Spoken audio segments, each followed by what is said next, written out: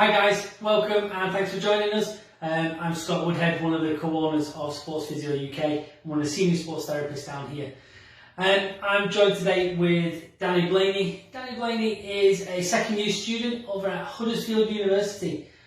He's joining us on his second placement now. This is his first placement within the private setting, and he has completed his first placement within the NHS, the Falls. Yeah, Falls the Falls team. Prevention team, community based, going out into the patients' homes, assessing the area, seeing what's going on, and doing physio in that sort of setting. Excellent. So what we want to sort of just have a bit of discussion today over how you're finding your placements, everything like that, what it's like for a student in a private setting, a private placement. But let's go back a while and let's just have a chat about you as a person. So what sort of got you into this world? What progressed you into physio? Well, I left school pretty early.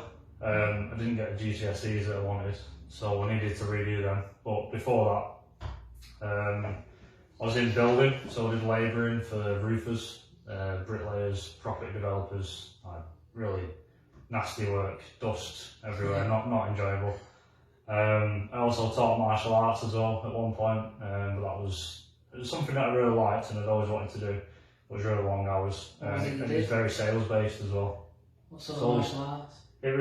I did Muay Thai boxing originally, but this Black Belt Academy, they did kickboxing, taekwondo and Thai boxing.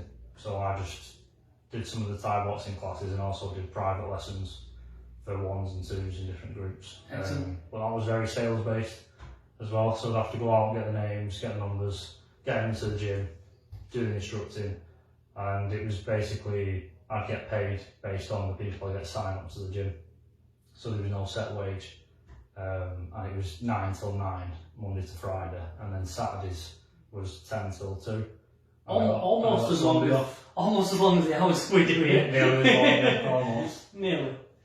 So yeah, that was my dream job when I was younger, to teach martial arts and be a fighter and stuff like that. But it didn't turn out to be great. So then I went back into doing sort of labouring type jobs, and I got a job at TK Maxx in the stock rooms. That was just like a part-time thing in the mornings, doing, I think it was 6 in the morning till 2 o'clock. Wow. And then one day, on my way home from work on my motorbike, truck pulled out, straight into the back of it. My bike did a few flips, squashed my leg. A big hematoma on my calf, and I basically couldn't walk properly for nearly 3 months. Wow. So I needed physio. For about 6 months to get me back to where I was, and I ended up even getting to a better place than where I was before my crash. That's good. And I got to know the physio, spoke to him about how he got into it, what he thinks about his role, and just the way that he helps me. I thought I want to be able to do that for someone, help someone, because it's really fulfilling to be able to do that. So I looked into it, seeing that I'd need really good GCSEs to even just get into the college and then get into physio. So I needed to do the GCSEs and then do the A-levels in a sort of access course. And now I'm at uni. Yeah, how did you find your access course? The access course was, some of the content was not really relevant to physio. Was it? It was very deep biological, cellular level biology and stuff. Actually physics as well. So is this access to healthcare? Yeah, access to healthcare professionals. 12 months. Yeah. But it was very intensive. So the assignments was every 2 weeks. I had 3 to 5 different assignments to complete of like 2,500 word essays, which it was quite overwhelming, to be honest, and it was quite hard to get through, but I did it. And then it was applying to universities. Actually pre-access before mid-access, so it actually was 2 years. So yeah, because I did my GCSEs with the Open University, and then the access wouldn't accept some of them GCSEs, so I had to redo them in a pre-access along with some other biology, and then I could get onto the access to health, and then now I'm into university. So. Excellent. And since you're there, how are you finding it? It's really good, really enjoying it. Everything's very relevant to what I want to do as a physio. So I'm literally putting 100% in. I'm doing all the studying that I need to. Got through most of the exams. I've got one coming up in February relating into pathologies. That's quite intensive. You need to know 10 pathologies. Okay. You need to know the pathophysiology. You need to know clinical presentations, so what the patient's going to come in, what they're going to be looking like, the pallor, the posture, all them sorts of things. And then you need to come up with a problem list and a treatment plan for that specific patient group. Right. Pathology. Yeah.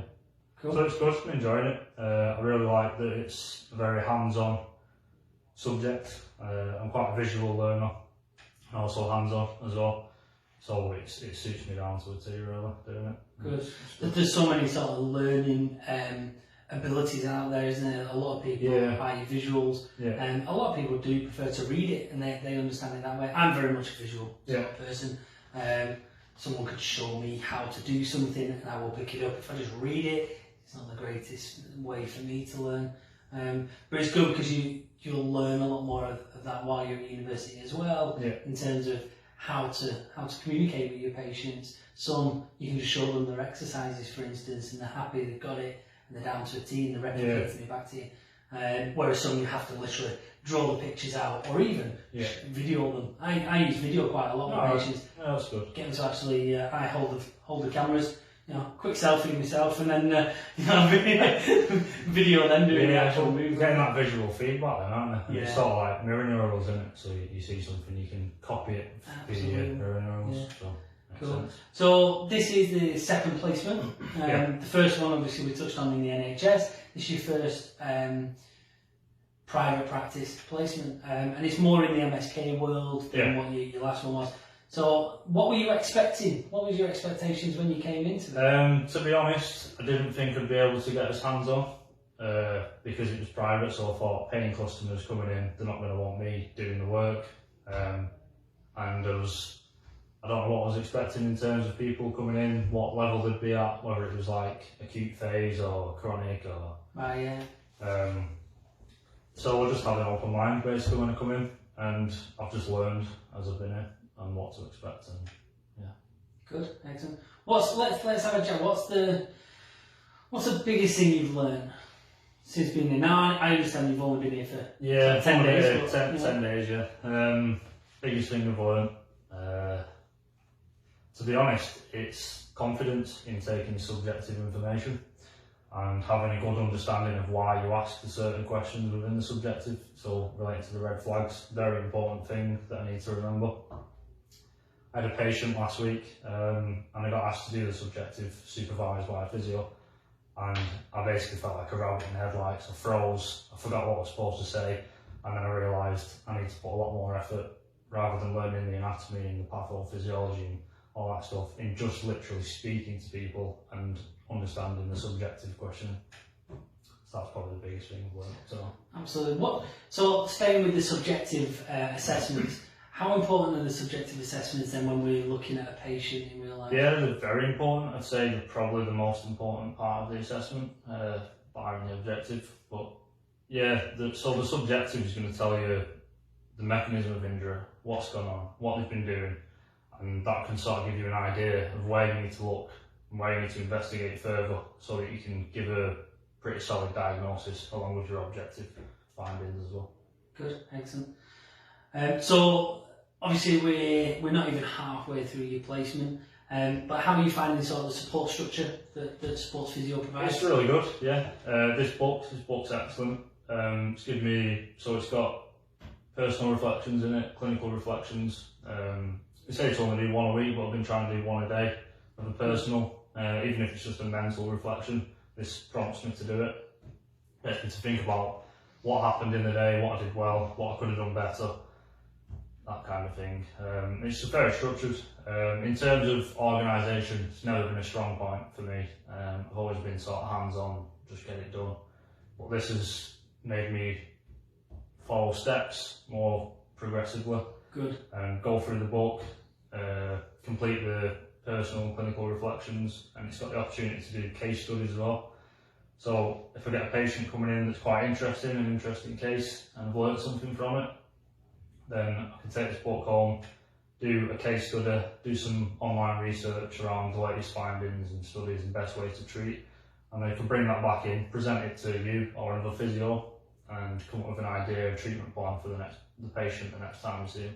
Because often you've got patients, haven't you, that are coming in 2 weeks or month increments. Yeah, definitely. So, the monthly treatments, if you like, and you've had a couple of them today, haven't we? We've seen a couple, and we had that young gentleman with the headaches. He was quite a good one, where he started off sort of weekly and then bi-weekly and then sort of every 3 weeks, and now he just comes in once a month. And he said it himself, really, didn't he, that he finds it invaluable because we work on something, I find something, and deal with it before it actually before it gets worse, before it causes an issue for him.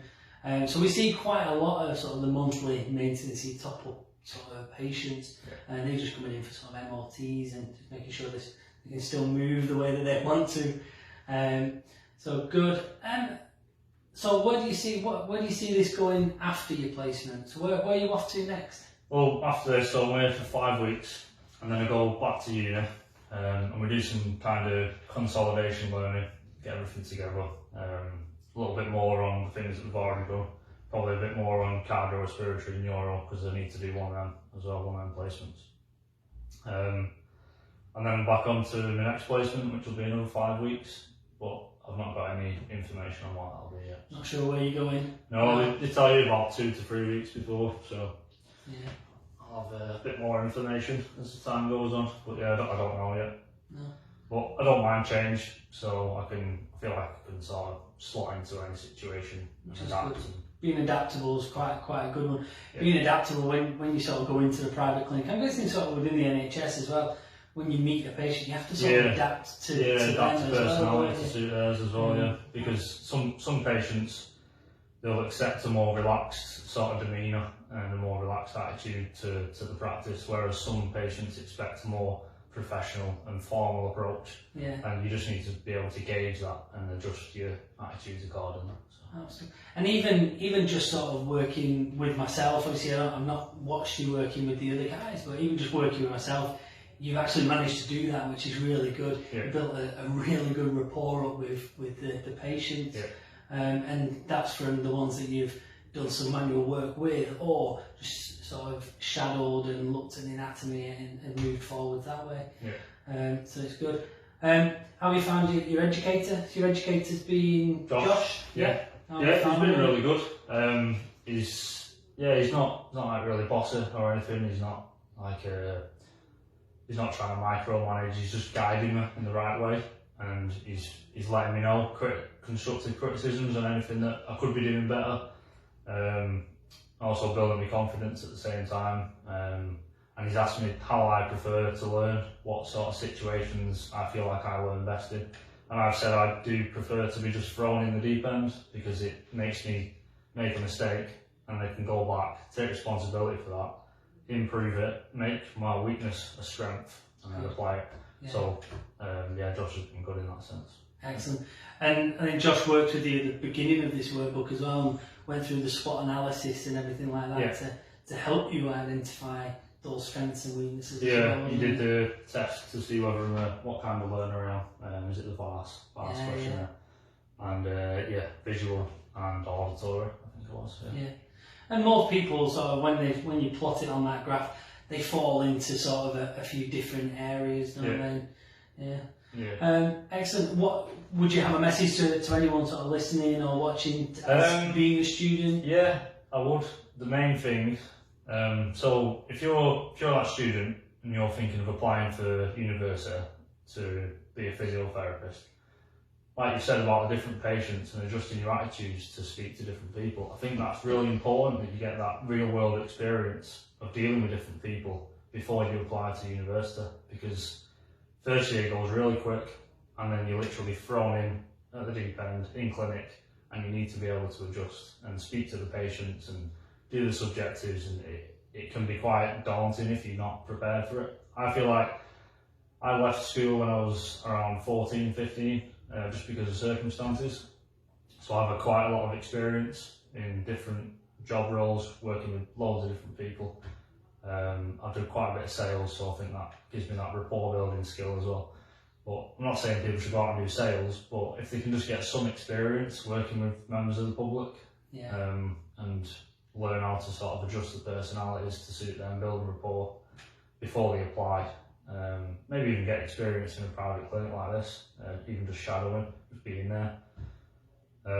Make sure that you know that physio is what you want to do. Make sure you know why you want to do it. It's a big investment, isn't it? It is a big investment, in terms of monetary wise, but also time. Yeah, it's a lot of time, a lot of sacrifices required if you're going to quit your job and go and do it, which is what I did. But even just coming straight from college, it's a choice that you're making that's going to set you up, and it's a really good career if you can get into it. And if you're good at it, you're going to be good and you'll go far. You can make money if that's what you're into. But the main thing is it's a fulfilling career where you get feedback from your patients. You feel like you've done good, and that's literally invaluable. And to me, that's what a job should be about. So yeah, do your research, get some experience if you can, and make sure it's what you want to do. Perfect. And you saw that this morning, didn't you? That progression from someone being in pain to coming in literally 2 weeks later from sort of 8 out of 10 pain and not being able to move to today coming in after the short amount of treatments that I provided with her and having no issues. But then, you know, she's come in with no pains and she's still been giving some advice and stuff. Makes you feel good, doesn't it? Just being able to fix people. Definitely. It's all like mechanics, but for people. People say that when we're out and about. What do you do? We fix people. As simple as. Well, it's been a pleasure. It really has. Obviously, we're only sort of partway through your placement with us. You've been with lots of different members of staff. Obviously, we've got 3 clinics. You're going to be being able to see all 3 clinics in the time that you're with us. So it's been a pleasure for myself. On behalf of Josh, I think I'd say, you know, so far perfect. Let's keep it going. And yeah, thank you for sort of chatting to us and putting a bit of an insight out to the people that are out there. No, thanks for the opportunity, because I wish I had something when I was a student or thinking about becoming a student of physiotherapy, just to sort of give me some information to know what to expect. And you know, it's not an easy course to do, physiotherapy. It's hard and it takes work, so you need to be sure that that's what you want to do. So. Excellent. Well, thank you very much for joining us, Danny. Thank you very much for listening and watching. If you do have any questions, then put them in the comments, fire us over an email, check out our website www.sportsphysiouk.co.uk and tune in again. Thank you very much.